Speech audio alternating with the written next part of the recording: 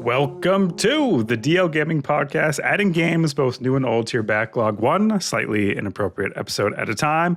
My name is Christian, and my Mass Effect is Blue Abudi Abudai. Joining me today is Amanda. Which I'm clearly at peak gamer performance here. And Bobby. Get ready for some cat puns. Okay. So this week, we're going to be talking about Void Crew Peak Mass Effect Legendary Edition. But first, Bobby, what's new? And God help me, I hope it is the cat puns. I hope we can. The cat puns are coming later, but don't worry, there's going to be a lot of them. Okay. This week, I'll tell you what's new. There was an article on Tom's Hardware, and it said that 32 gigs of RAM is on track to become the new majority for gamers. And they pulled this data from Steam Hardware, and I like to check in with Steam Hardware every now and then. Maybe you've been playing a video game and Steam pops up and says, hey, would you like to take this hardware survey? And it's really easy. You just click next and yes through a bunch of things, and it collects data on the hardware you are using to play your games. And it's really interesting to look at this data. I mean, for example, of course, everybody's playing on Windows. Windows 11 is the most used operating system on Steam, I think, at 60%. But here's what I didn't know. So more people play on Linux than they do on Mac. Ooh. Interesting. Not by much. Linux is like 2.6%. Mac is like 1.7%. I mean, is that counting the Steam Deck though, Bobby, perchance? Because that uses a Linux-based operating system. I don't know. Possibly, and that might be the reason. Yeah. Okay. But there's lots of interesting data on there, like what graphics cards, what CPUs people are playing on. But this particular, like 32 gigs of RAM, I don't know about you guys, like when the last time you built a computer was, but for me, I've been building a few of them lately, and yeah, 32 gigs is about the lowest I'll go these days. So I feel like this makes sense. You're so right, but like, yeah, I mean, I know we're all old enough to remember when like 32 was like top of the line, and now it's literally the bare minimum. I remember paying $550 for 4 gigs of RAM, and I remember installing it and being amazed at how fast the levels loaded in Half-Life 2. I was just like, oh my God, it's so quick. It's like less than half the time. It was crazy. I am speed. Yeah, but back in that day, that was before Google Chrome. See, my choice is if I'm going to build a new computer, I feel like it's either 64 or Chrome, you know? I'm like, I have to delete Chrome because I'll be like, oh, my computer's going a little bit slow. I mean, this hasn't happened since I built my new computer, but back when I was on 32 gigabytes of RAM, it was always like Chrome was, even if it wasn't open, it was using most of my RAM in the background, which I found very frustrating. So, Totally. Yeah, there's some applications that will just use whatever you have. Just buy whatever you got, I'll take it. What a rude. It's like a bad ex-girlfriend. But you can check that out. If you Google Steam Hardware, you can look this stuff up. They post this data every month, and you can see it month by month, even track the changes. It's very interesting stuff. That's Sweet. cool. Is it mostly just showing the operating system in different hardware, or is it showing how many people are playing with mouse and keyboard over controller or something? Like, will they break it down like that? I don't know if they have that. They do have which VR systems people are using. I was surprised how low the Vive was on that list, but I don't know if they have any data on controllers versus keyboard mouse. Data on PAX 2025. Do we have that, Amanda?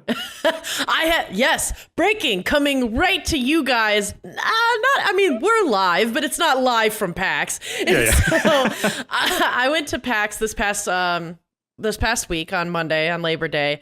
And, this is my second time going. So take that with as you will. However, the attendance was like drastic to me. It was like night and day. I feel like there was more than half people gone at the PAX this year, which the introvert. Well, you were there on Monday, to be fair. Yes. Right? That's what I mean. Yeah, I was there on Monday on the holiday after 4 days of them going hard. So I totally get it. But I'm also kind of thinking that that's the way to go, because they were slashing prices left and right on everything.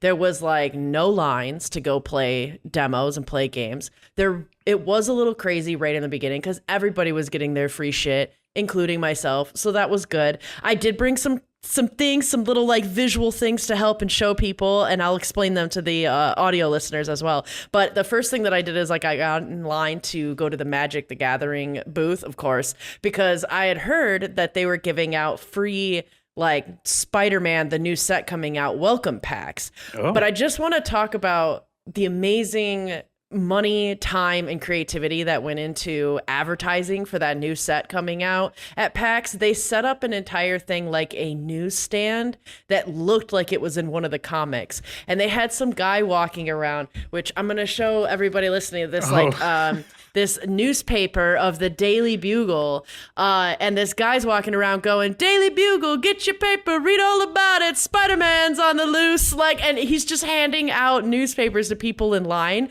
which was so cute and awesome. And then inside, this newspaper is actually sick as hell because it's got like crossword puzzles in it and like a detailed guide on how to play. And then when you open up the paper, it's a play mat with Spider-Man on it. Oh, that's so unique. That's so unique. It's so cool that they did that. And like, that was such a fun thing to do while you were waiting in line. And then you had to reach in a box to grab a pack because it was randomized. And I got White, but I got Peter Parker himself. Like, he's actually the one that's in this deck. So it was super cool. It was 2 like 20 card packs that you could verse each other. Mine is white and blue.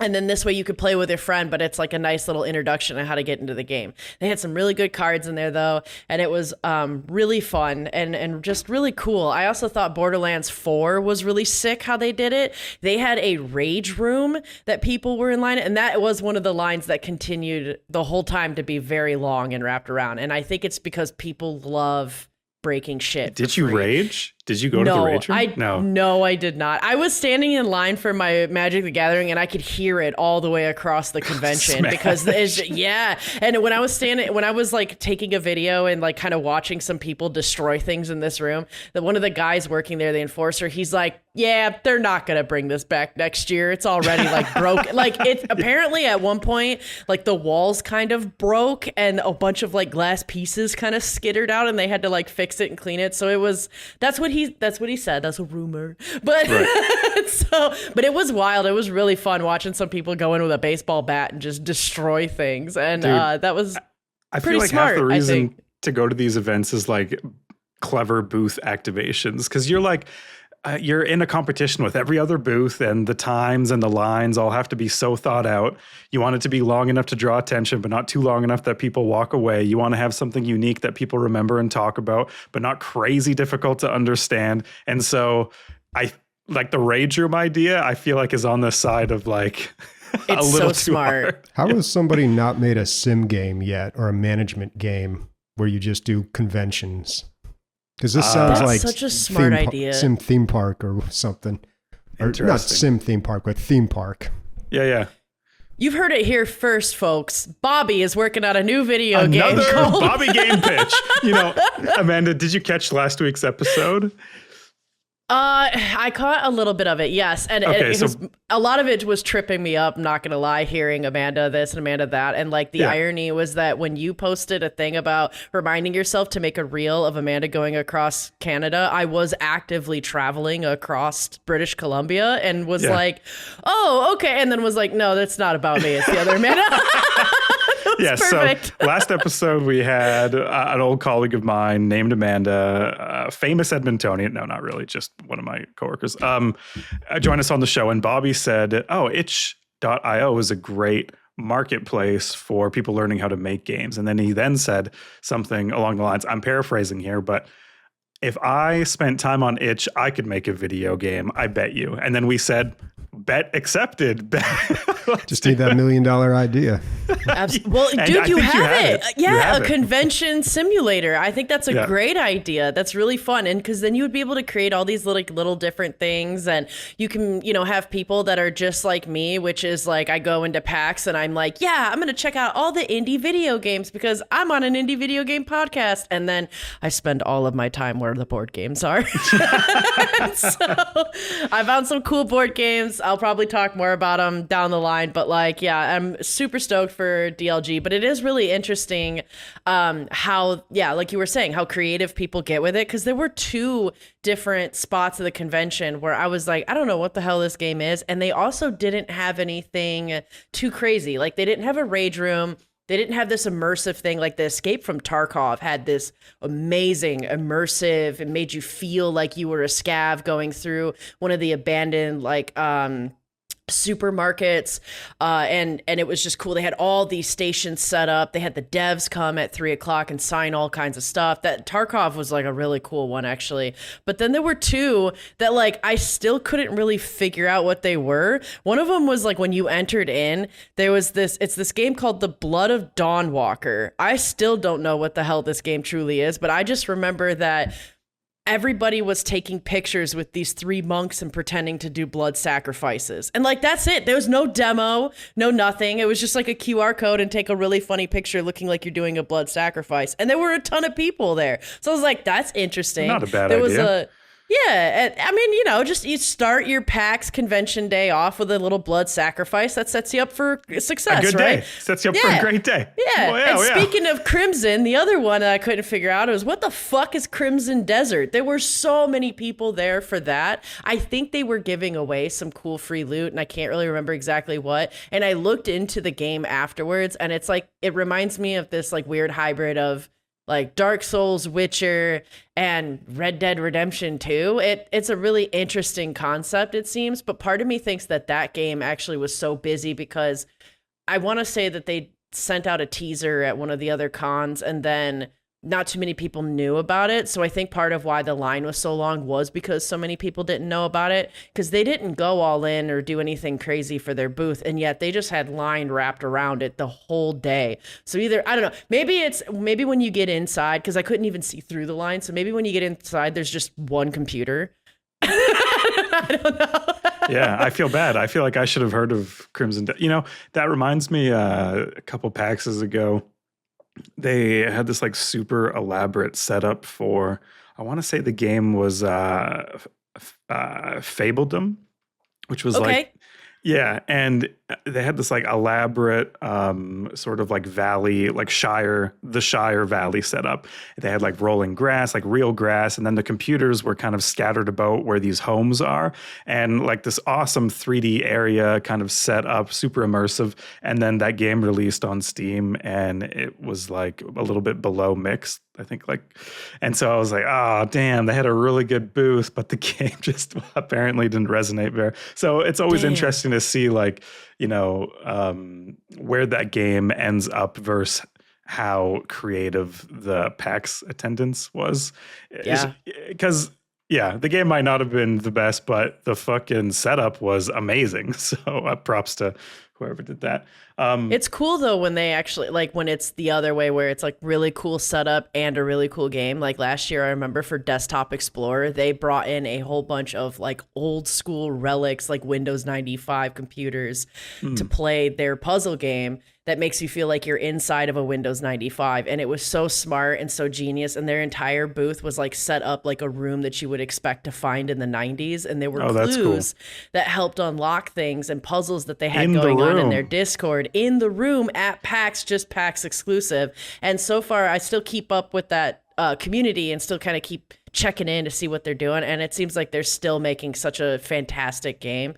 It's not out yet, so I guess we can't talk about the Steam reviews, but it still looks promising and still looks just as good as the booth setup. Put that in your game, Bobby. Come on, add that to the.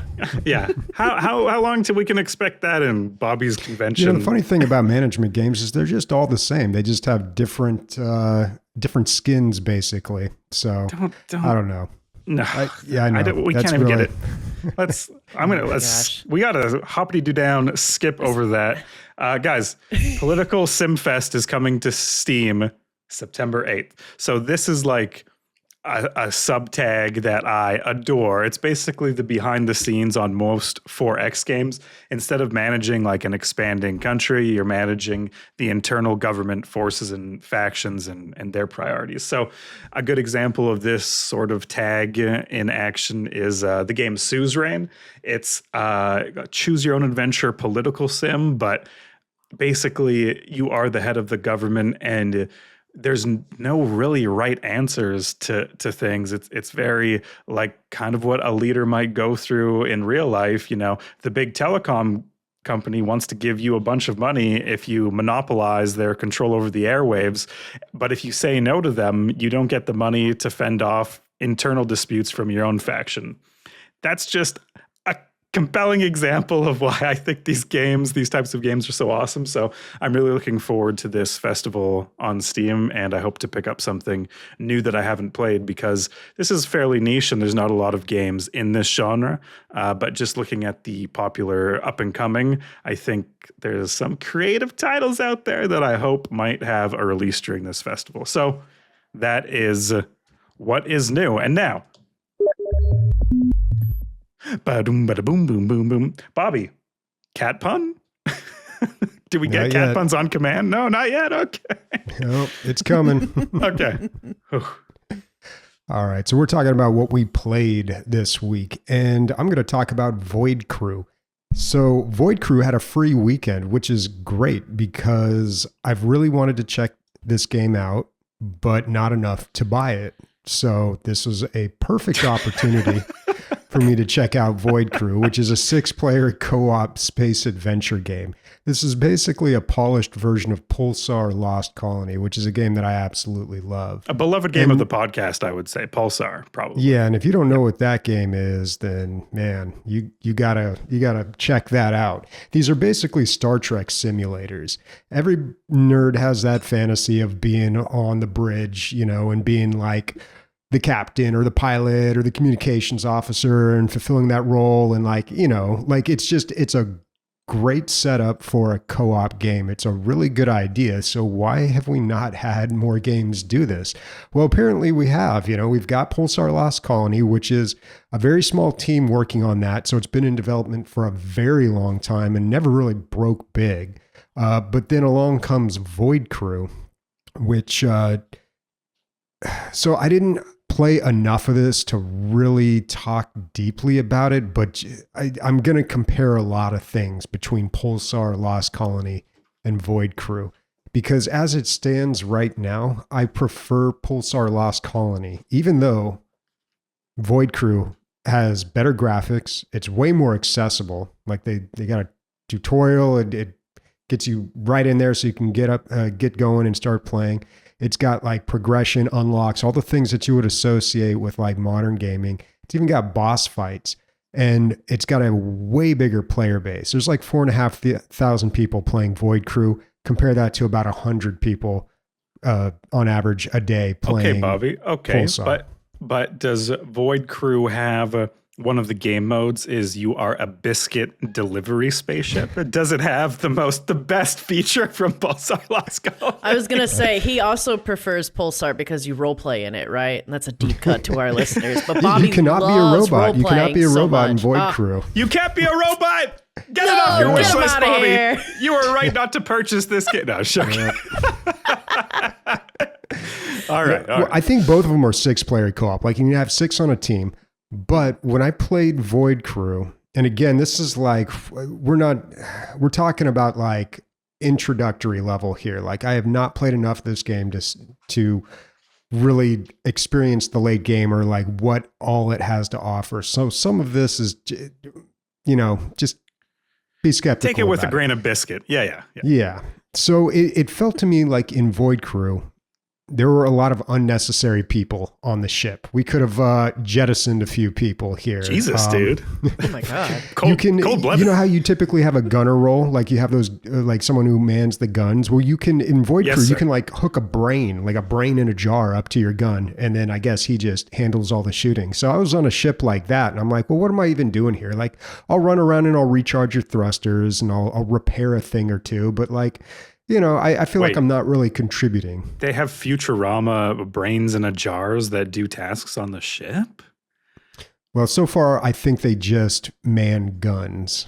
I don't know if they can do other things as well. Okay. But yeah. They're like, the brain isn't that big of a brain. It can't handle complex tasks. Just pull Me this shoot. trigger when you see it. Me shoot. I brain. Me shoot. God, it's fucking. I mean, sometimes that's more than you get out of like real players, though. So When we played with sometimes a brain in a jar is the better alternative. we played with Emilio, and he was so wasted.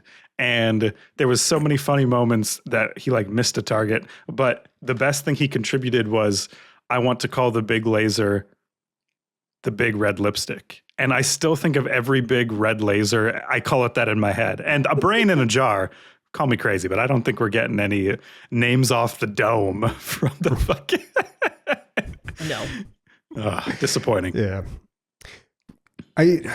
So the free weekend is going to end pretty soon. I'll probably play a little bit more. I did try it solo, and then I tried it with other people. I wanted to have both experiences. And yeah, you can do it solo if you have a small ship. It's possible, but it's kind of difficult. And it's really meant to be a co-op experience that encourages communication. But I don't know. So far, I still like Pulsar Lost Colony better. But I think what's happening here, like this free weekend, they're trying to boost their player base. Yeah. I think they're doing that because Jump Space is coming out soon. Now, Jump Space, if you remember, formerly known as Jump Ship, formerly known as Hyperspace, is geez. the... I don't remember. It went through a lot of name How many changes. names? Yeah. Yeah. But that's the same idea, is you crew a ship, you go off on different missions, and you have space combat or ship combat, but then you also have like first person shooter combat as well. And Jump Space now, is really pretty. I mean, the graphics on that are really nice. So it looks way more AAA. So I think Void Crew is like gearing up to get a bigger player base to compete with that. I don't know. We'll see what happens. But one thing that I really loved about Pulsar Lost Colony was the away missions. That's always a big part of Star Trek, the away missions. You got a red shirt, he's not coming back, but you beam down to the planet and you have to do something. And that's when the communications officer really comes into play, because they can like scan the area and stuff. They kind of have that in Void Crew, and the same with Jump Space. You can like exit the ship and you can go out and like get stuff off of like a floating space Hulk or something like that, but you don't really like beam down to a planet and like get attacked by weird creatures or robots. It's not quite like Pulsar Lost Colony. So I don't know. Maybe I need to spend more time with this game to see, but as it stands right now, I do like Pulsar a lot better. And the thing that I thought about is this is a great idea. Both these games have a great idea, but one of them made a game that I like so much more. And how do you take a great idea and turn it into a great game? Like a couple months ago, we talked about this pitch that someone gave. There's a video of this guy giving a pitch for a game they were trying to get developed. And the pitch was directed at investors. And they had it up on their website for a while, then they took it down. This was really strange because both Emilio and I posted a link to this in Discord. Emilio and I had watched it, and then Christian kept talking about like, what video are you talking about? I don't see it. I'm like, dude, it's right on the website. And then I clicked the link. They had taken it down. Like within the hour that I had posted the link, they had taken it down. Maybe they got investors, hopefully. Maybe. But yeah, but the whole pitch was, he's trying to encourage people to invest. Why is this something that you want to invest in? How do you know you're going to make money off this project? And the idea was like, how do you know it's going to be a good game? Like you can have top tier developers. You can have like a solid brand name or development team that like everybody knows, a solid IP. None of that really means that you're going to have and by good game, I think he means like a successful money-making game. But you really, there's no guarantee there. So what is it? And basically the point that he was kind of circling, I don't know if he ever directly addressed it, but he said it basically comes down to the thousands of small decisions that you make during game development. It's no like one big decision. It's usually just like a lot of little ones. But I don't know. I kind of agree with that. And I thought about the little things and about Pulsar Lost Colony that I really like. The tragedy with that game is just I can never find anyone to play with me because it requires so many people to have like Amanda, a good run.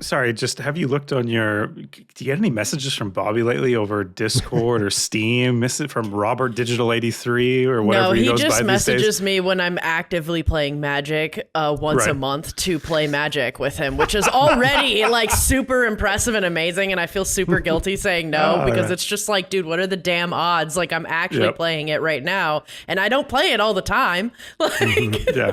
I think what I'm getting at here is so difficult to find, and yet two of your video game compatriots just haven't heard any. And so I don't know how hard it is to. I'm not saying like it's difficult for me to find people. I'm saying it's difficult to like find the time. The time. Got it. Yeah. Yeah. I mean, it's just tough to like schedule that, especially 6 people. I mean, geez. for sure. You know, that's difficult to Bobby, do. And yes.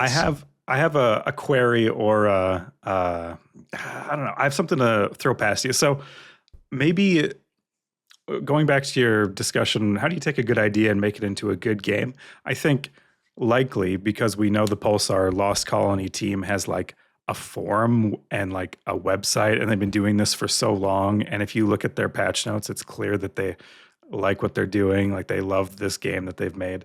And I don't think that those thousands of tiny decisions in the game came down to, okay, how marketable is this, or how do we monetize this, or questions that bigger development studios often ask when they're putting together a game. I think that's why Pulsar has some like rough edges and weird things in them. Like it has the biscuit delivery mode, which is like weird, but like it makes the game. It's like a defining feature of that game. And I feel like if you pitch that in the Void Crew boardroom, perhaps that idea doesn't leave the cutting room floor. And maybe that's why you're drawn to like the rough edges of Pulsar rather than the polished new graphical sides of Void Crew. Maybe that's... Yeah, or how do you monetize the biscuit delivery system, or how do you increase active monthly users through the biscuit delivery system? Yeah. You know, yeah, that is something to consider, because when you deal with those like bigger studios, there is more pressure to make a lot more money off the game. And I really am curious about Pulsar Lost Colony, the developers of that game, because to my understanding, they've been doing this for a very long time. The updates are very slow, and they're very secretive about what they do. Yes. Like they probably, if we tried to get an interview, or if anyone tried to get an interview with them, they probably wouldn't do it. Bobby, great idea. I would love to set up an interview with you and the makers of Pulsar Lost Colony with all this time you have. Yeah. But like usually you, there's different formulas for different games, but usually you times 10 the amount of reviews, and that might be within the neighborhood of how many sales a game has had. So I think for their small team, Pulsar Lost Colony has likely made millions of dollars, like at their price point. And so I think Void Crew, like you mentioned, just the player disparity right now. And like, this is the hot new game, Void Crew and Jump Ship or Jump Scare, or whatever. Hyperspace. I forget the other. Hyperion. I don't know, whatever it is. Whatever the other crew game is, you know, they're competing against each other when really maybe they're competing against Pulsar Lost Colony. Like everyone or lots of people who enjoy this genre, they're playing Sea of Thieves, and maybe if they're into sci-fi, they've played Pulsar Lost Colony, and they're too busy competing against each other, and none of them have released a biscuit game mode. And so maybe... That's true, because it's not always about blowing up ships and, you know, eradicating alien life forms. Sometimes you just want to deliver that biscuit. Yeah. Yeah. It's the little details, you know? I don't know if that mode is done. I remember a long time ago when we were playing that game, I looked up like spoilers for that mode, and there was some sort of like evil corporation. Like it's not just a biscuit delivery company, but this corporation, the Biscuit Corporation, is evil, and you have to like unravel how they control their drivers. And it had like a whole storyline for you to uncover in this biscuit mode, which on the surface seems so ridiculous. Like you drive this pink spaceship around. But that they actually bring down the biscuit business from the inside. Bring it down, Legolas. Yeah. Anyways, I put us on a little bit of a bird walk, Bobby. What was your question? Did they get answered? No, you did talk about my question, just about like taking a good idea, turning that into a good game, and here's the funny thing. Nobody's going to agree with me on this, obviously. I mean, there's a lot more people playing Void Crew than there are Pulsar Lost Colony. If someone were to play both those games for the first time, they would probably go with Void Crew over Pulsar Lost Colony. It was a huge learning curve on Pulsar Lost Colony. Like, I remember that being a very difficult game to get into, but once I did, I was like, wow, this is great. The roles are so well defined that like I really have to be good at my job and communicate what I'm doing to other people on the ship for this to work. Yeah. I think in the later stages of Void Crew, that's probably true. I didn't experience that because a brain in a jar was doing my job, but maybe on a bigger ship with more responsibilities, I could find some work. Should we have an episode where it's like crew showdown, like Void Crew versus Jump Space? First jump space. I'll tell you what, like if you guys, I know this is on your wish list. If you buy it, I'll buy it, and then we can play it, and we can do this proper. Like we can get our own ship. Let's do this properly.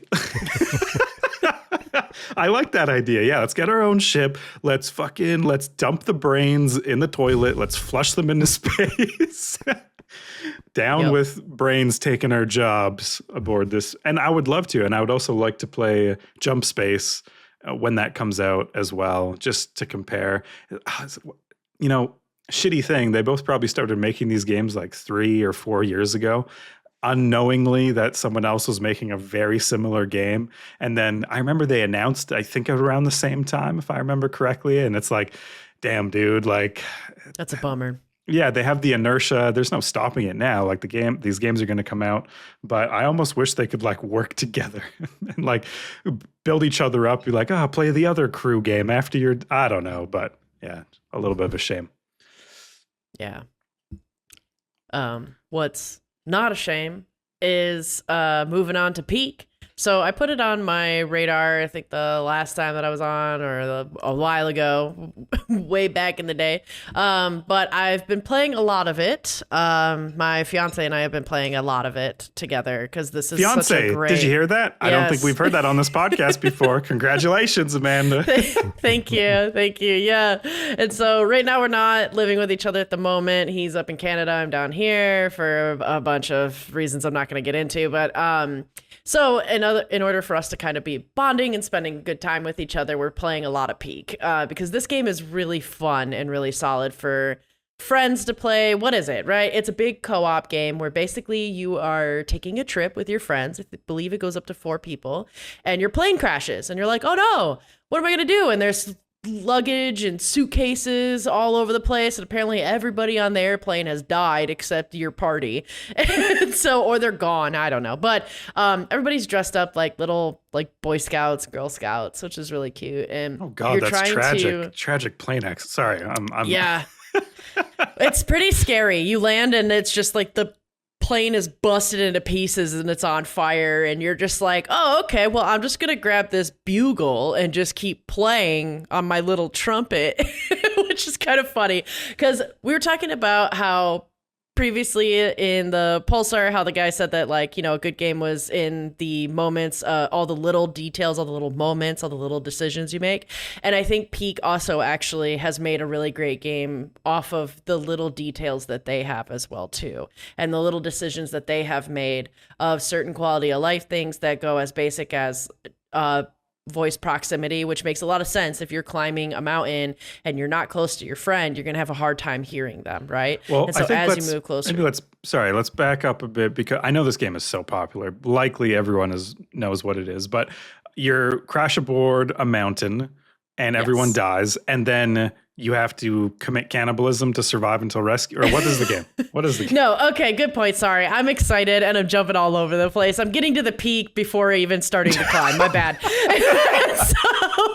you crash on the plane, and the whole point is that you have to work together climbing a mountain to get to the top and try and find help to come pick you up. However, every time you get to the peak, a lot of times you find out that wasn't the true peak. Like you get to the first peak and then you're like, oh, there's a whole nother mountain behind it. So then you have to keep climbing until you finally get to the very end. And then you get rescued and brought back to the airport. And so just the whole game is literally built on you and your buddies just try to survive and climb up to the top of this mountain. And that's it. It's a basic concept, but they have a whole bunch of little great decisions and things that they've made in there, such as like a whole wide variety of goofy ass items that you can find in these luggages that have just like sprayed all over the mountain because the plane crashed and I guess it just launched all the luggage out. But that's kind of how they're doing their loot system, their chests, things like that, is that it's little luggages from the plane, which is cute.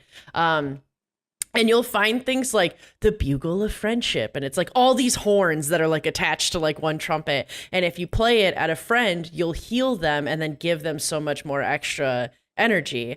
There's little like coconuts that you can launch at friends that then break and you can eat them, because part of the thing that you have to watch out for while you're playing this game, and where there's like a little bit of a survival element to it, is that you get hungry. So you have your health bar and you also have like a stamina bar. And so as you burn your stamina, like you'll fall, right? And so you don't want to fall because then you'll end up dying. But your weight of what you're carrying and any kind of poison or any kind of like debuff also will take away from your stamina. So it's almost in a way like, sure, you have your health, but really the health is your stamina and how much you can use and how much you can climb. And so they have all these cute little things. There was one where my fiance like opened up this like ancient chest because we made it to the top, and apparently when you make it to the top you can find these ancient chests. And when he opened it up, it was like, I think it was called like the Horn of the Counselor, and we were like, oh, what is this?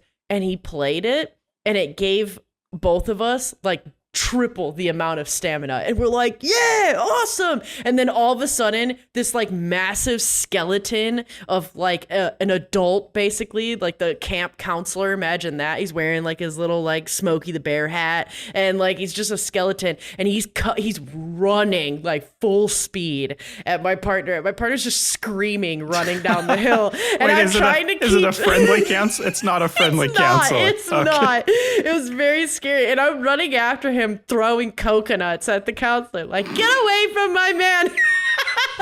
And he's not turning, he's just like beelining it to my partner, because then we looked it up later and it was like, yeah, whoever blows the horn, if you can keep the counselor off of you for like a minute, then he goes away. But my partner got absolutely destroyed. He got pinned into like a corner, and then this big skeleton's just like swiping at him, and all of his stuff is flying out of the backpack. And like, it's very cute, but it was very intense and very funny as well at the same time, because neither of us had any idea what was going on. And I think they do such a good job of like, you can get the point. Like when you load into the game, there's not really a tutorial. You don't really need one, because it's kind of like, well, yeah, I just have to climb the mountain. That's like all you need to know. It teaches you like how to do movements, but it doesn't teach you what every single item does. So there's this like element of exploring, and it kind of does a great job of capturing that excitement of you explore and figure out these things together while you're on the journey to get to the top, which I think is really beautiful and really, really awesome. And it also creates a whole lot of funny moments, because if somebody dies, they come back looking like a little ghost, and they can like haunt and talk and kind of pop out of things at people. So I've seen so much content of like somebody climbing, and then all of a sudden a little ghost face just shows up right in front of them and is like, boo, what are you doing? And so there's all these like really great moments that you can have together that is just organically created from just a simple concept of let's just climb a mountain, you know, because they've got like ragdoll physics. If you slip and fall, then you're going to fall a long way and you're going to hit a bunch of things and definitely take damage and you might die. But it's super fun and super easy in a way too to get into the hang of it. There's moments where like some of the levels are a lot harder. There's more obstacles, or maybe it's not as obvious where you need to climb.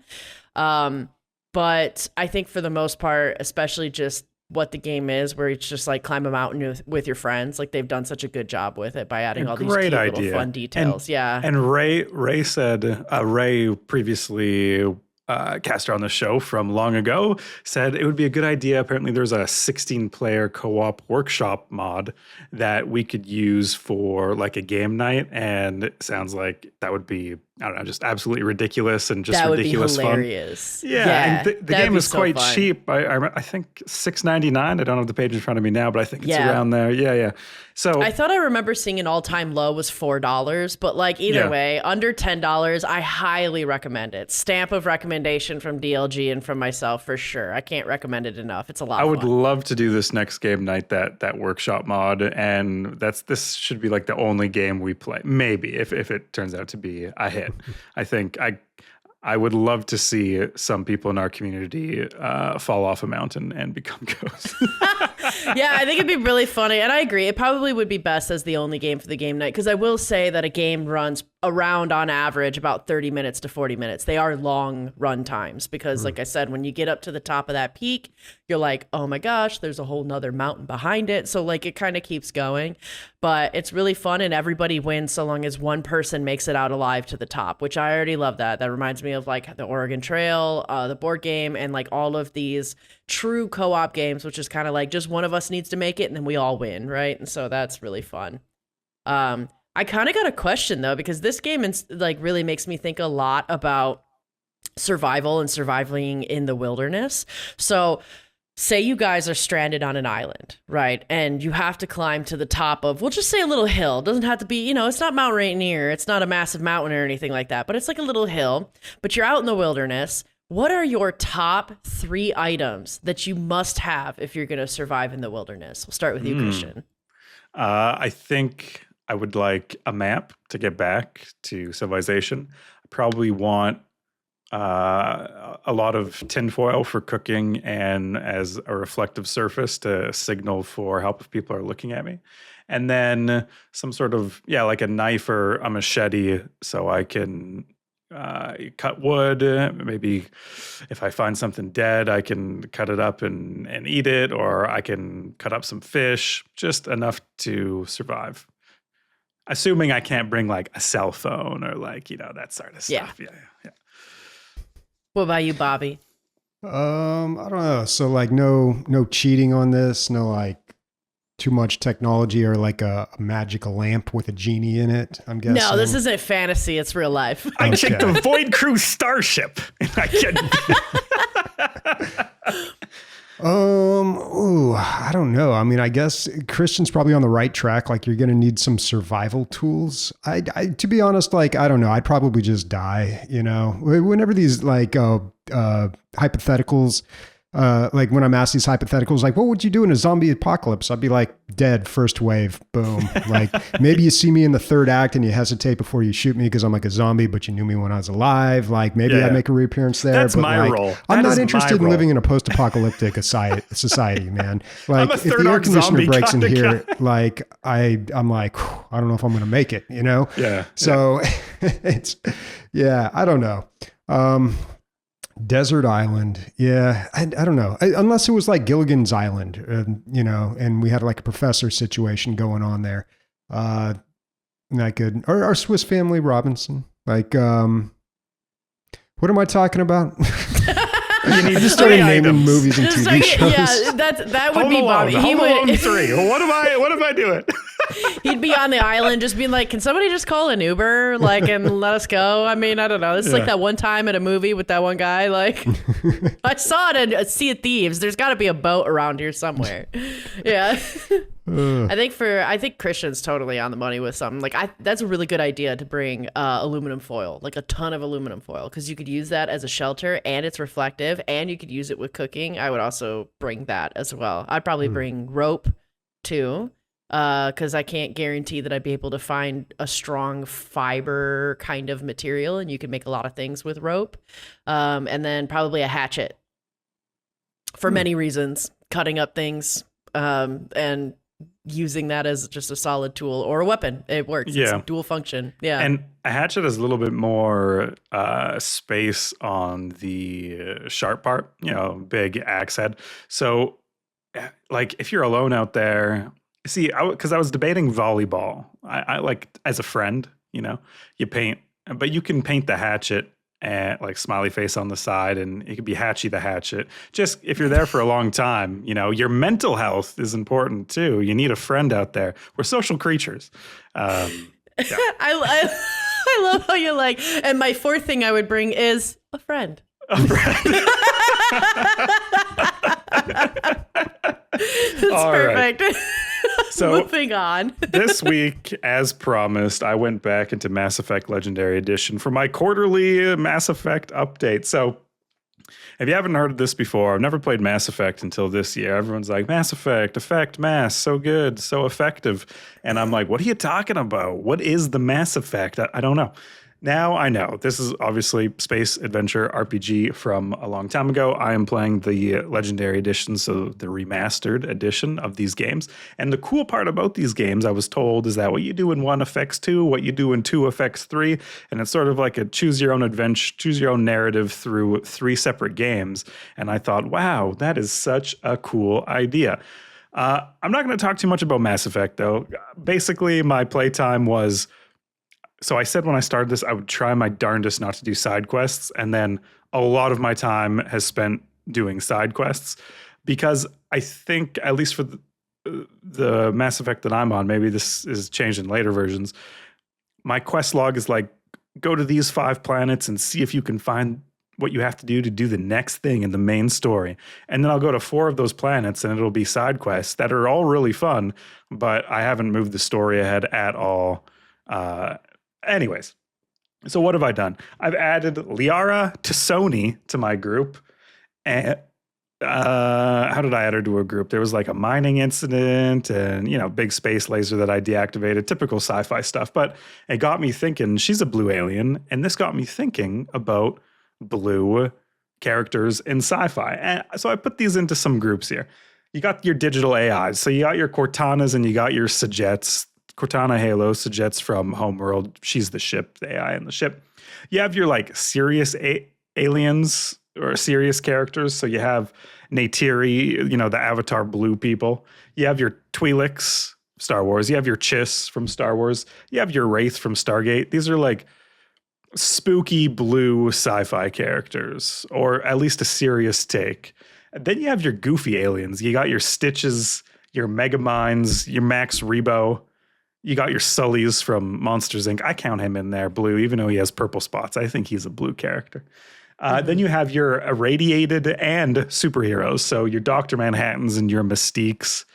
And then you have your fast runners. Those are your Sonics, folks. Those are your little hedgehogs that go really fast. So I think I want to put it to you guys that blue characters are a sci-fi trope, maybe the biggest sci-fi. You have your super weapons, you have your hyperspace, but name me a sci-fi series that doesn't have a blue character in it. Name me one, just one. I don't know. I feel Big like pause. the OG concept of the Area 51, dude. Like those, because I would take your blue character and raise you green aliens, because that's the OG. Nah, is green. I'm not too sold on the green. I think blue is like a sci-fi color. People are compelled to make blue characters. There's no green. I don't know. I'm not prepared for the green argument, so I can't really get into it. But in Area 51, aren't they like pale blue, like slender aliens? They're more like the razor kind of green, like a bright lime green. Are you talking about Area 51, the video game, or the actual place? I was just talking about the as a original, concept, as a concept, like the original Alien kind of. I think those are what like you see in movies and things. Well, we talked about it a few weeks ago with Dark Colony. They call them the Greys. That's your typical big-headed, giant eyes. Yeah, and I feel like green is too on the nose. Like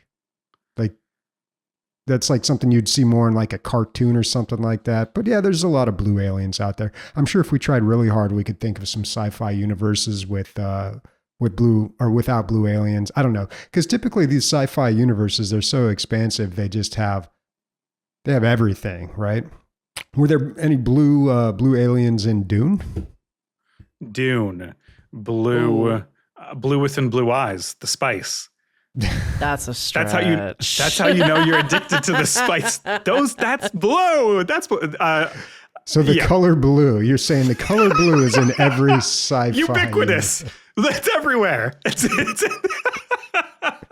You can't have sci-fi without blue characters. Okay, I think in Dune, I'll have to concede that I don't think there is a blue alien or a blue character.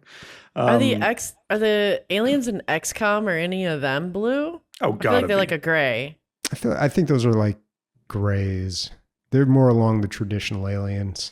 Mm-hmm. Along the lines of the traditional aliens. So this argument has been defeated. All I'm saying is blue characters in sci-fi are a trope, except for XCOM and Dune. Every other sci-fi. Blue is cool. That's what it is. Cool. Blue is cool. Yeah. Let me know in Discord if you have a sci-fi series that doesn't have a blue character or alien in it, and we can get into the weeds a little bit more over on Discord. I'm in the point in the story where I think I finally know what the story is about. So, and I'm going to ask you, or is this like a false lead? Every time, spoilers maybe, I don't know. Every time that a civilization in the Mass Effect universe gets to a certain technological point, they are then reaped by these reapers who come from outside the galaxy and sort of collect the souls of this civilization. Is that the premise? I can't remember if it was based on their technological advancement or if it was just after a certain period of time. And I don't think this is a spoiler, but yeah, basically every so often these superior beings come along and they just like Thanatos everybody or something. Well, I guess not Thanatos, because he was like, I'm going to kill everybody, which I don't want to distract us here, but I was having a conversation with my girlfriend the other day and I was like, was that his whole deal? He was just like, there's too many people in the galaxy. Like, yeah, that was like the entire motivation. Like the whole series was like building up to this. And the big problem that guy had was just like, it's a little crowded here. A little crowded. Space in the whole universe, an imaginable amount of planets. There's just too many people.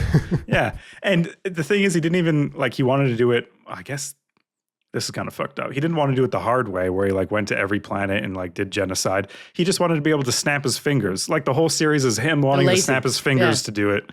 And our heroes being like, no, you can't just snap your fingers to do that. We're going to stop you. And then he does snap his fingers and does that. And then he's like, cool, I'm done. And he's like, great. The line to get in to play this demo is going to be so much shorter now. Exactly. And that's why there are so few people at PAX. Yeah, fucking Thanos. Yeah. Thanos. But no, go back. I feel like you're really onto something though with every time that a civilization gets more technologically advanced or gets put on the radar of the Reapers, I think, then they come on down. They come on down to reap. I feel like that's what somebody else sowed. Yeah. Basically the opposite of that Star Trek movie where humans became so technologically advanced that the aliens came down and said, hey, guess what? You're in the Galactic Federation or whatever. Yeah. I'm just trying to bring it back to Star Trek, folks. Yeah. That's what I'm going to be doing this whole episode. Totally. I just started watching Star Trek Strange New Worlds. It's so campy and fun. And I was like, oh, this is what I remember feeling when I watched Star Trek, with my dad on the couch, campy and fun. I don't know if the actual contents of the old Star Trek was campy and fun, but I remember feeling laughter and enjoyment. And I feel like they just nailed that in this new series. That's a bird walk, but I'm loving the new Star Trek. Yeah. Yeah. Right. Long live and prosper. Right. Oh no, I fucked up the Vulcan thing. Anyways, that was Mass Effect Legendary Edition. That's your quarterly update. My goal is to beat the first game by the end of this year. So don't spoil me in Discord if you want to get all, actually the Reapers. I don't know. I literally don't know. So don't tell me. Okay. Amanda, what do you want to play? Oh boy. All right. So I got a lot. I know I cracked a joke about how I went to PAX and was like, I'm going to check out the indie games and spend all my time playing board games, but that's only a half truth. I did check out a whole bunch of indie games and a bunch of stuff. I basically went walking around the floor quite a few times and I collected their cards. So I have with me a stack of cards from the booths that were really cool. And so I'm just going to do a quick rapid fire. Don't worry, we're going to put this in the, in the show notes of each of the links to each of these games. But I'm just going to try and do like a one-liner kind of little quip about each game, so that way none of us have really idea what's truly going on. But check it out if you're interested. I love it. Let's go. Let's go. We're starting with, I'm going to try and go fast, so prepare. It's going to be fast. Okay, so we've got Dumpster Divers, basically Schedule 1, but for grabbing shit in dumpsters, like Repo, but for trash. The music's cool. Cornucopia, they call it like Stardew, but unhinged. They literally say that in their fucking card, so that's what we're going to go with.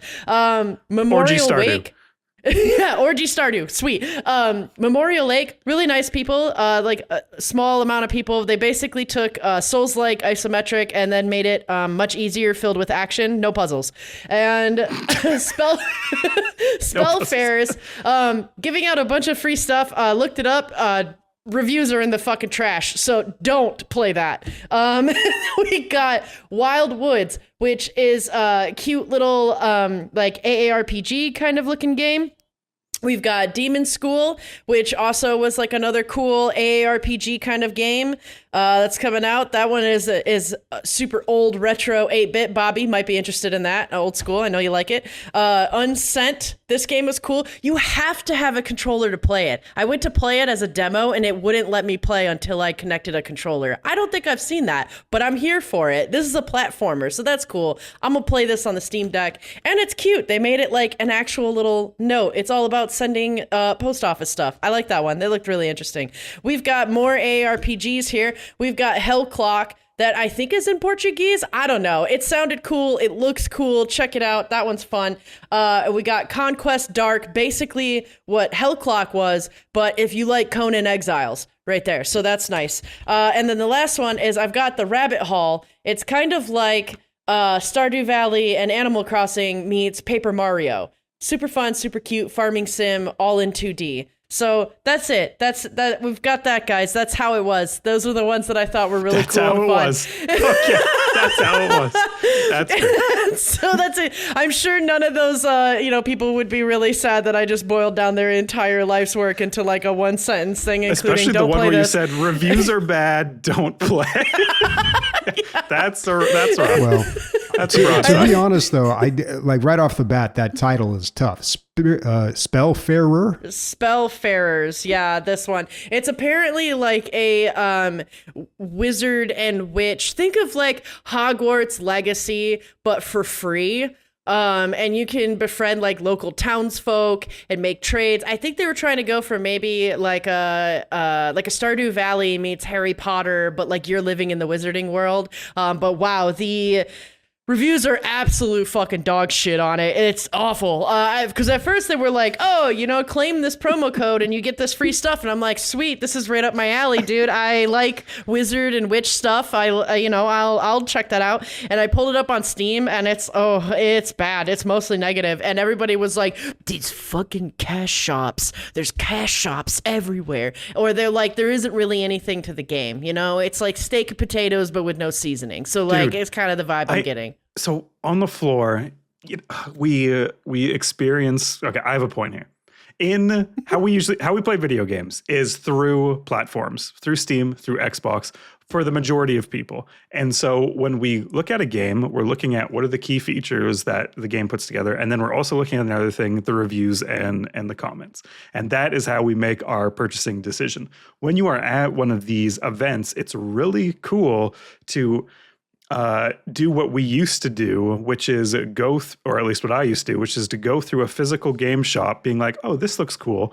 Open it up, maybe talk to people in your immediate area, see what they're picking up, see what's popular, and not have such a specific and technical breakdown of what is wrong or what is right with this game by other people who have played it. Just you and the game experiencing each other. That sounded weird. The game isn't experiencing you.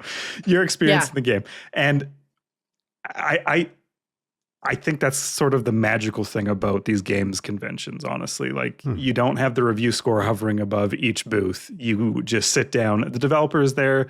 You'll know really quickly if the game isn't for you, but you have just a little bit more of an honest experience with it on your own personal opinion, not based on the opinions of others. Anyways, that's my point. But I mean, on to that point too, like it becomes kind of a whole emotional roller coaster, because actually that game itself, Spellfarers, I was intrigued because I was watching somebody play it, and I don't think she was part of the dev team. I think she was part of the PR team that was there handing out all the things. And I was looking at it and I was like, oh, this looks really nice. Like this could be really fun and really good. And then later when I started looking into it on Steam, I was like, oh, this doesn't look good anymore. So Bobby said, a couple times. I feel like you have a point in the chamber here. No, it kind of ties into what I'm going to talk about with what I want to play this week. So yeah, I don't know what do you want to to play? Go ahead, line it up. Bring out the claws. We're starting with the puns. Yes, let's go. The cat puns. Finally, you've been waiting the whole show. Oh my God. Are. This is perfect. Oh, sorry if I ruined something. Okay, go. Oh my God. Oh boy. All right. Do not come to my comedy show.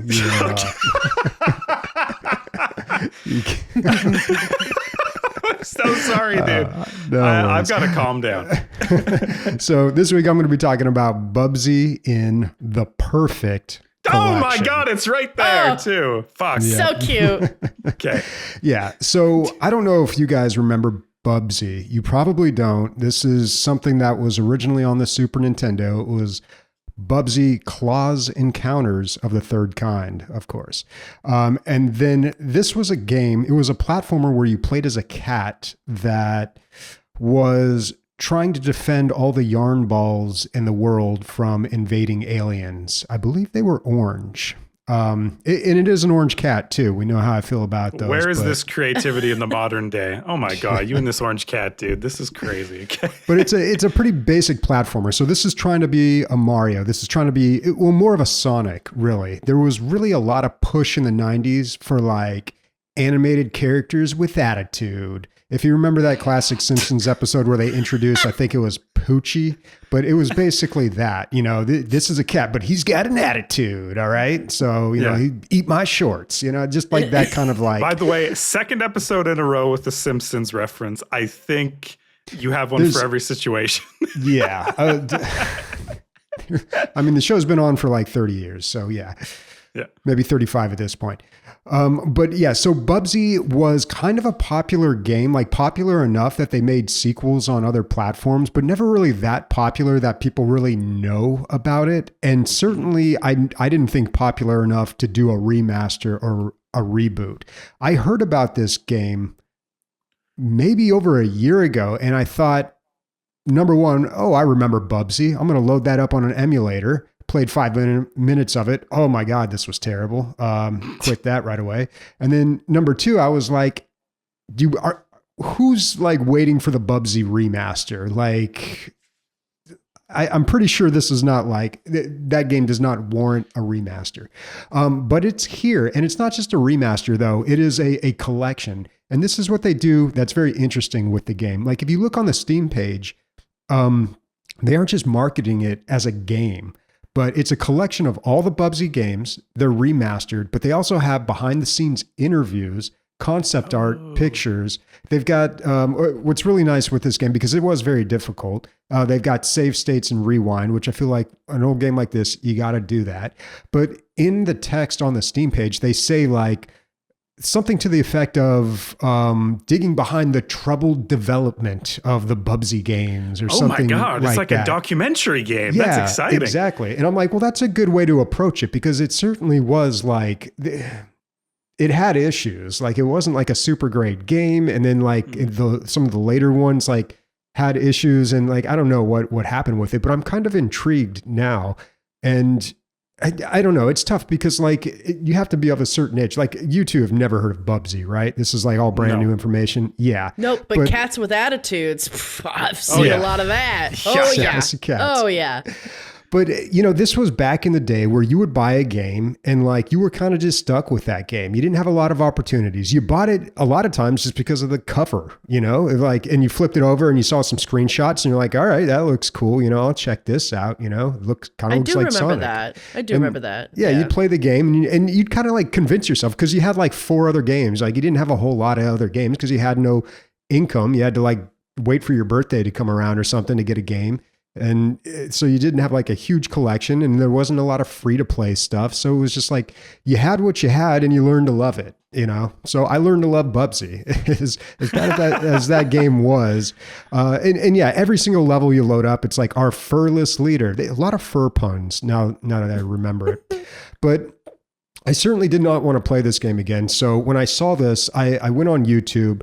And I thought, you know what would be really cathartic, because I never beat the game and I found it very difficult. I'd love to see someone just smash this in a speed run. So I looked it up, Bubsy speed run. Sure enough, top hit there only has like 700 views. Again, nobody cares about Bubsy anymore. Like, just not a popular IP. This is the deepest cut, I feel like. And the whole time Bobby's playing this game, he's like, this fucking orange cat. Yeah. But I really want to play this game though. Like, I want to see the interviews. I want to like kind of play the game with the save states and rewind. So like so it's not so difficult. But I looked up this speed run, and this guy beat it in like less than 15 minutes, and he's just smashing through it. And I'm just like, wow, yeah, I remember every bit of this game. Somehow this is all so incredibly familiar to me.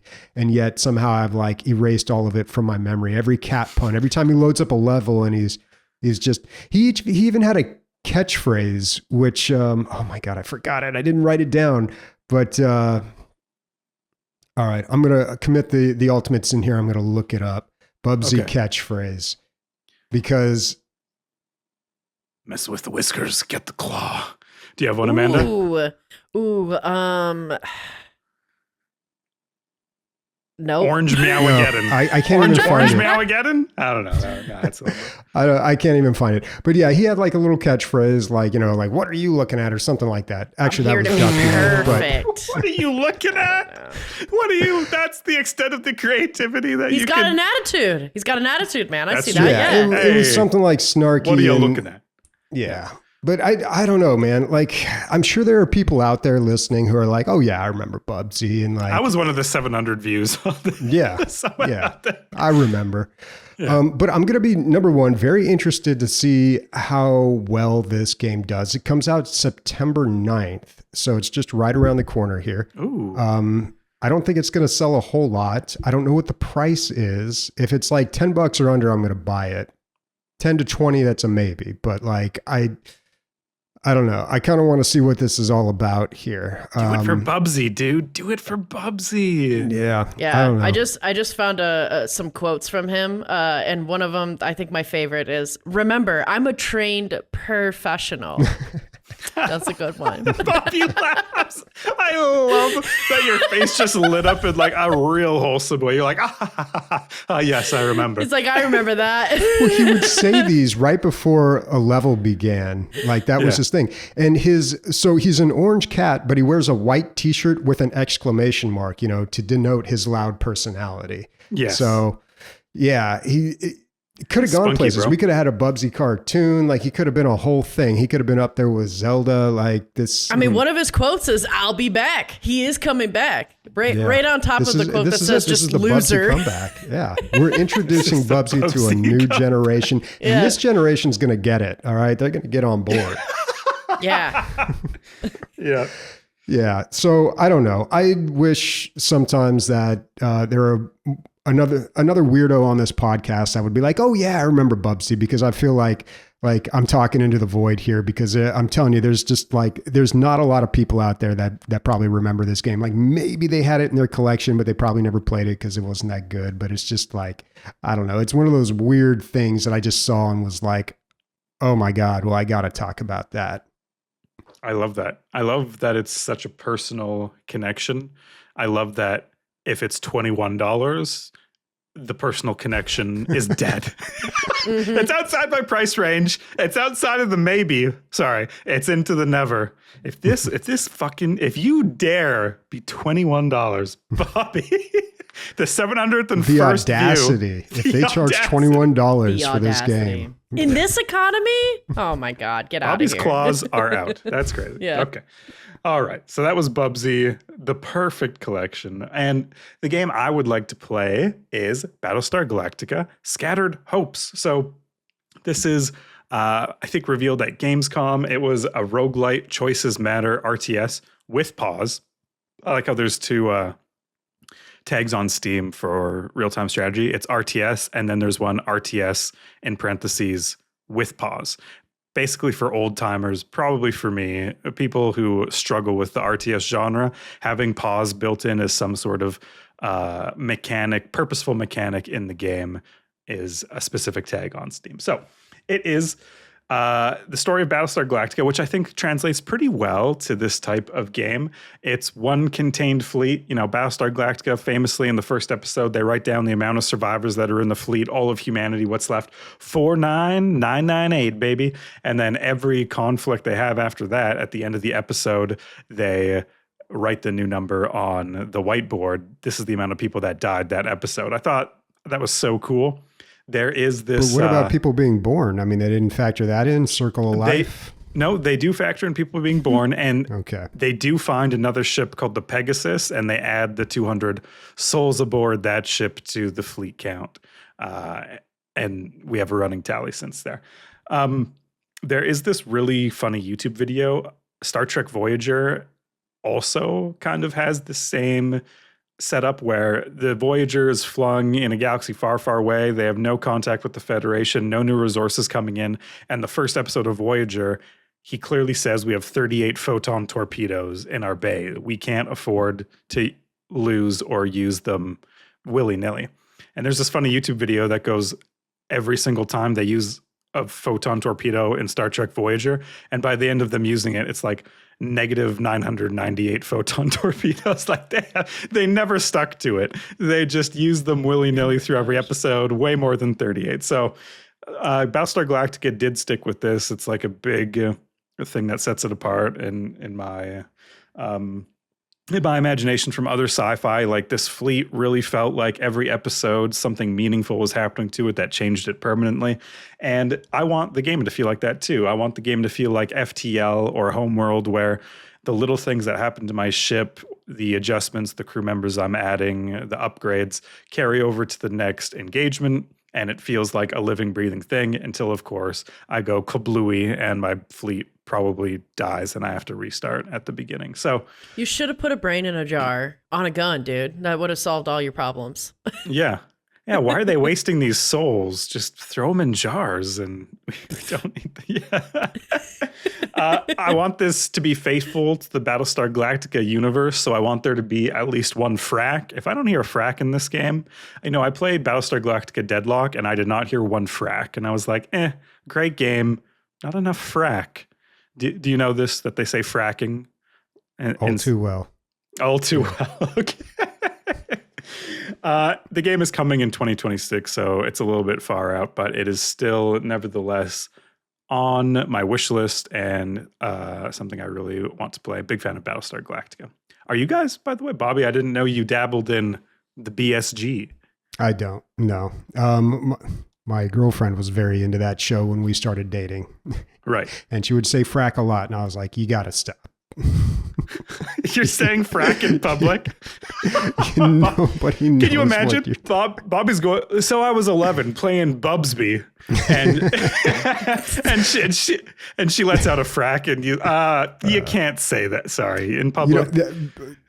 To its credit though, like that show, like 15 years ago, that was like a pretty big deal when that show came out. The problem I had with it was it started with like a 2-hour episode. It was basically like a big long movie that set it all up. And then it had like hour-long episodes after that. And it's just like, I have trouble with episodics. I've talked about it many times before. Even the new Alien show, I made it through 2 episodes and I just getting around to getting on that third one. Hasn't happened in like 2 weeks, but eventually. It's just, I don't know. You give me a 90-minute movie, no problem. You give me like a series, never going to happen. Yeah. That's how that is like a key to your brain. Like that is just something about you that I feel like is unique. It's this and the orange cat stuff. It's just the two weirdest things about you. Yeah. All right. Well, frack this. Let's move on. Now that I know this is like a somewhat of a trigger word for Bobby, I'm going to try to work it into regular conversation. He's just going to be like, get fracked. Get fracked. What is our community up to? Thank you, Truthbringer. You are our executive producer. I hope you feel like an executive out there. How's it going? You need some water? Need a jar of Skittles? Need back massage? Whatever you need, let us know. And everyone else who supports us on Patreon, thank you for sending us some money every month. We really appreciate it. Bobby, what do we have for questions and corrections and comments? All right, we've got a comment from Dina Capicilla on TikTok who says, every Sask person dying at this potash pronunciation. Okay. So for anyone who doesn't know, which I think maybe outside of Saskatchewan, have you guys heard of potash before? No. Bobby? No. Not. Okay, so potash is an important ingredient in fertilizer, and Saskatchewan, the Canadian province, produces is one of the most potash dense places in the world. Potash is from a long time ago when the oceans receded, they left the plant matter on top, and Saskatchewan is famously a very flat province. So the ocean that used to be there is resting on top of this flat soil, and it's easy to excavate. And people in Saskatchewan, potash is like, like oil is to Alberta, it's like it's their heritage. Gold. It's yeah. For like the 20 people that live there, right? Yeah. I'm sorry, I'm going to lose listener. Yeah. I think it's actually just short of 1 million people in the whole province. So very, not too populated. But Amanda, last episode, guest Amanda, brought up that she was playing this Canadian Oregon Trail game called Canada Coast to Coast. And one of the materials you moved around is potash, and she said potash. And the amount of comments we've gotten on, it's got to be like 1,000 comments of, potash instead of potash? How dare Literally everybody in yes, in that province. Yeah, I think like the premier of Saskatchewan might press release respond to this TikTok and be like, hey, just so you know, this is not how you pronounce our national heritage mineral, potash. So I don't know. I just wanted to highlight that. And I'm picking on Dina here because her comment was one of many, many, many comments on that little reel about guest Amanda mispronouncing Saskatchewan's national resource. So just wanted to work that story in here somewhere. All right. Well, we got another comment on TikTok. This one from Johnny Trout. And they say it was created by Didatech software located in Burnaby, Metro Vancouver. I worked there in high school. I remember copying the discs, assembling the manual, box, and then shrink wrapping them. The founders were nice, and I still think about my time there. It makes me nostalgic for William Street. Yeah, I wanted to include this because, Amanda moving to Vancouver, and plus this seemed like, so we talked about this game, Canada Coast to Coast, and Amanda had fond memories of it. And then like a lot of people have fond memories of this. And I don't think they've been ever surfaced comment in their adulthood about this game, this learning game that they played in high school and middle school in the Canadian public education system. And then this is the person who worked at the place who assembled the discs and the packaging. I just thought that's crazy. That is awesome. Can you go back and make some more? At least make one for each of us casters. Would love that. I would love to play this, actually. Yeah. I messaged our good friend, if I can call you that, Johnny Trout, and said, hey, is it okay if I read this? And so we have a little bit, hopefully, of a repertoire. Maybe in his basement, he's like, oh, I kept 3, just special. Oh my God, I would love that. I would play it so much. Yeah, that would be awesome. I feel like it would be such good learning. I looked that game up because I had never heard of that before. I looked it up and watched a little bit of it. And it's basically Canadian Oregon Trail. But I kind of want to play it. Oh my God. But just so long as you don't call it potash, okay? Yes. Yeah. Keep that potash. I feel like it's like a southern accent that she said, like potash, and then people were like, are you making fun of me? No, to be fair, I wonder if she was just channeling her inner like Lord of the Rings and was thinking of potatoes, boil them, mash them, stick them in the stew. Yeah. You don't want to do that with potash now. Oh, and now Amanda's potash. I like that. I all these pronunciations that are all wrong. People are about to write both Amandas suck at pronouncing this. Like, we're 0-2. Shit. Yeah. All right, Bobby. What's the next one of these? All right. Last one comes from Dead Pet 7 on Discord. Oh, this is from last week. This person said, "I love the map talk the map talk feature. More map talk, please." Mm-hmm. I wanted to touch on this because I too like map talk, and I've traveled a lot and used a lot of maps of driving around. And I think the biggest thing I've noticed is both West Coast and East Coast, not fun maps, not fun navigating at all. And a lot of it makes sense. You're kind of like, okay, you can only build a road where you can build a road. You can't just invent a road through an ocean. So I get it. I get it. But damn, man, it's so frustrating sometimes, like punching things into Google Maps or like looking at maps, and there's like all these layers of roads on top of roads, but slightly different. And if you take the wrong turn, you're like looping around a whole different direction. And I feel like that does happen a lot on like the West Coast and the East Coast. But also too, speaking of like nature maps, I really love and think it's very funny and interesting when you like load up a map on All Trails to go hiking and it says it's like 3 miles, but instead it's 7. And it's just like, LOL, get wrecked, nerd. Go outside and spend more time out in grass. So I'm always happy to talk more maps if we want to talk more maps. But that's it. We just brought it back because I just wanted to make a plea and also take a little jab at the West Coast and the East Coast for, I get it. Again, I get it. It's still annoying. So. Guys, it's overbuilt infrastructure. It's bankrupting cities and state. Anyways, we don't have to talk about it. We're going to get Christian. He's like, listen, if this was a city builder, I would redesign this so much better.